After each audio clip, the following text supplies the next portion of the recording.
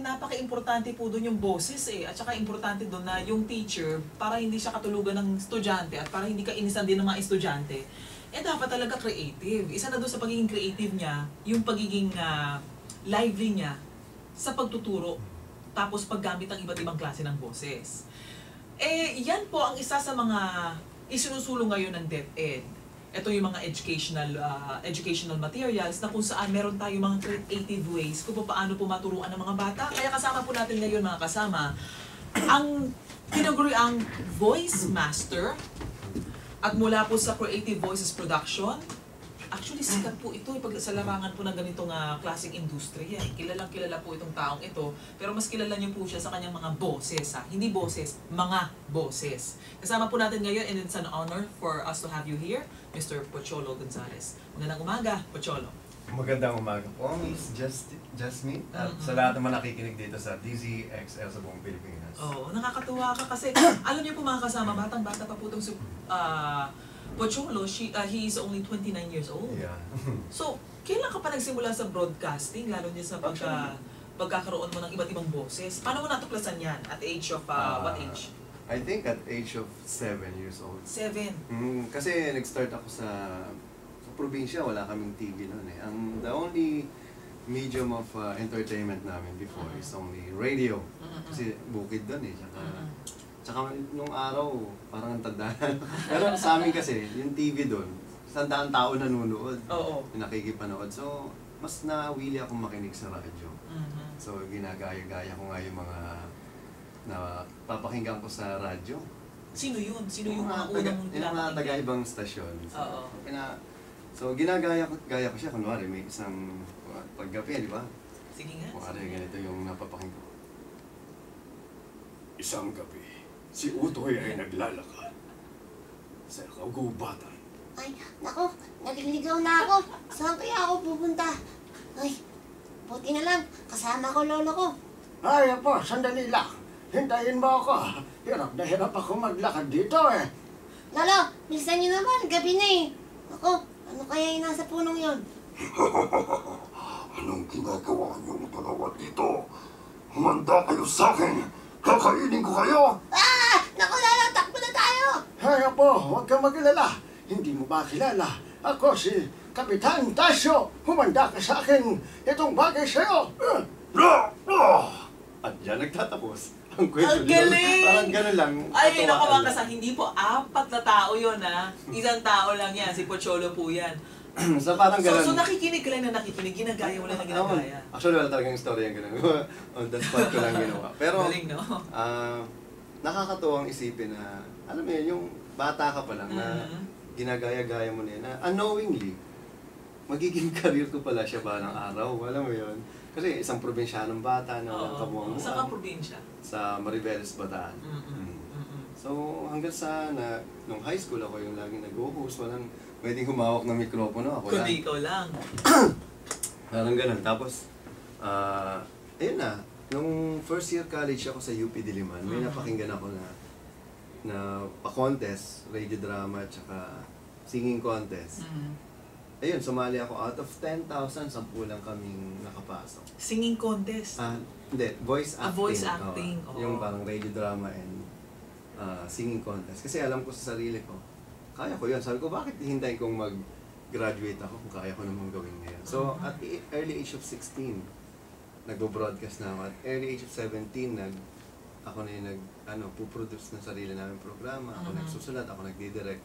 So kumikita ka na at age of 16. At age of 18, nag-broadcaster na ako hanggang sa napasok ko na ang dubbing, yung mga animation, pelikula, ang dami ko ng pelikula na ginawa. Mga artista ako, nagboboses.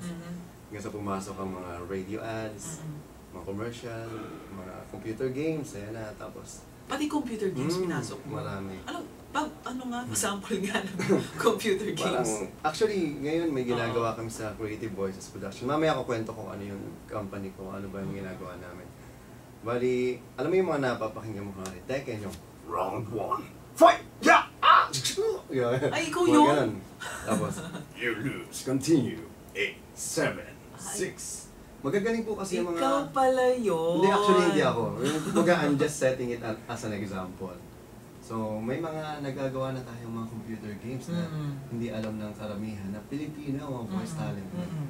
Kasi I believe that Filipinos are really good in English, and aside from that, magaling na voice artist ng mga to. Kaya lang hindi masyadong napapansin ng craft ng voice acting. Mm-mm.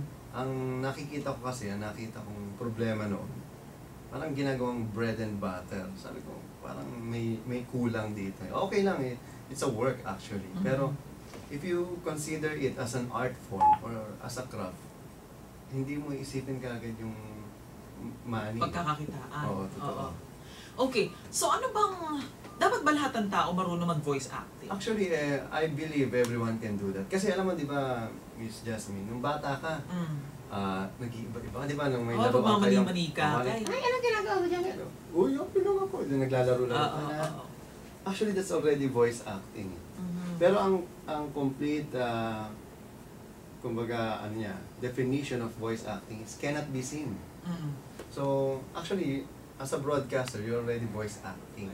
Ganun. Kasi hindi ka naman nila nakikita. Oo. So we have to play with our voices. Yes, of course. And make them imagine. Mm-mm. Kung talagang kulwan masaya ako! Oh, nalulungkot ako. Di ba? Parang, kahit hindi mo talaga siya, alam mo yun, yung personal na nararamdaman, kailangan maramdaman mo rin. Mhm. Kasi, mararamdaman ng tao kung sincere ka sa kanila. Oo. Tama yan, no? Kasi especially when it comes to the teaching profession, Yes. importante rin talaga na you would be able to communicate or teachers would be able to communicate Yes. well sa mga estudyante. Eh kung hindi mo naman ako communicate yan, monotone ka lang ng monotone, yung mga estudyante mo tulog. Totoo yan. Di ba? Ako'y marami ng experience sa mga teacher na ganyan. Mm-mm. Kaya sabi ko, nung nagka-usap kami ni Secretary Jasmine Lapus, nung nag-recording siya sa amin, like, sir, I think it's about time for the teachers to be taught, para maturuan ba ng voice acting skill. Sabi niya, okay na. Di ba, imagine yun, Secretary, kung yung teacher mo animated din dating, kung nagkukwento ka, tapos nagbo-voice acting ka. Di ba nakakatuwa? Nakakatuwa kasi I remember when I was a kid, ang isa sa mga activities na I really look forward to is storytelling. Yung Yeah. magdadala ka ng libro, pagkatapos babasahin ng teacher mo, Totoo yan, di ba? totoo. Tapos yung other lessons like math, science, kung hindi magaling sa voice yung teacher, we tune out hindi ba? Actually, kahit anong ganda ng sinasabi, walang pinagkaiba yan sa speech niya, sa public speaking. Kahit anong ganda ng content mo, kung hindi mo na i-relay ng maganda, yung kumbaga hindi mo na iahatid, hindi mo na i-communicate ng maayos sa public or sa mga listeners, useless yan. Kasi ang idea din naman ng broadcasting, you're just talking to one person. Correct. And also, public speaking, wala rin pinagkaiba sa voice acting. At one, sa commercial. Kasi before, ang traditional voice-over sa commercial yung, narito na, ang bagong ganyan. Produkto, ganyan. Kung ano man produkto, parang ang dating, ano nang loloko na yata. Sa totoong buhay ba, pag nag-usap tayo, bumili ka na ng bago. Ngayon kasi, that's the traditional voiceover. But I respect all mga veteran voice artists kasi dyan tayo natuto. Pero ngayon, sa buong mundo, ang in na ngayon ay conversational, natural approach. Diba? Yung tipong, kung mapapansin niyo sa mga ads niyo, uy Mare, alam mo ba? Ang ganda nitong bago kong yung sabuan, ganyan. Gumanda yung kamay ko. Diba? Nakikipag-communicate na siya. Oy, kayo bumili na kayo ng bagong, hindi na yung, bumili na ng bagong, mapapansin mo. Although ginagamit pa rin siya. Pero mapapansin mo rin na localization na siya. Less na yung English. Puro Tagalog na. Tagalog na. Kasi makatao na talaga. Kahit nga FM station natin. Tinatagalog na. Nag-shift na siya for from English. me, dalawa lang yan positive and negative. Siyempre, parang ang dating, hindi na marunong mag-English yung mga nakikinig. Pangalawa, yun, parang bumababa ang English comprehension natin. Pero para sa akin, okay lang yun. Bakit ang China, Japan? Although, kumbaga, depende na sa individual yan kung ano talaga yung kanyang preferred language. Kumbaga.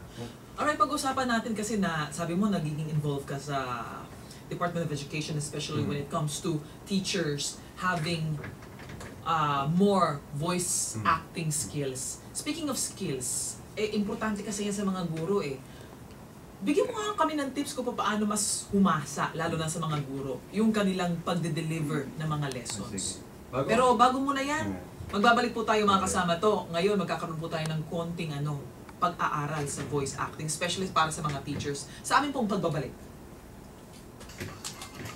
May